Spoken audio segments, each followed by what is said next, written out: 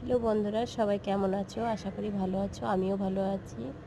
তো ভাবলাম এখন কি করব, বসে নতুন একটা ভিডিও নিয়ে চলে এলাম। তো দেখো, আমি বসে বসে বক বক বক বক করছি, তোমাদের সঙ্গে কত কিছু বলছি। তো যাই হোক, আমি সারাদিন দোকানে থাকি ঠিকই, কিন্তু আমি এইভাবে কোনোদিনও ভিডিও করি না। আর ভিডিও করি না বলতে, দোকানে থাকলে একবার মনে হয়। তো ভাবলাম এখানে বসে আছি, তাহলে দেখি সবার সঙ্গে একটু গল্প করি। তা কী গল্প করব বুঝতে পারছি না।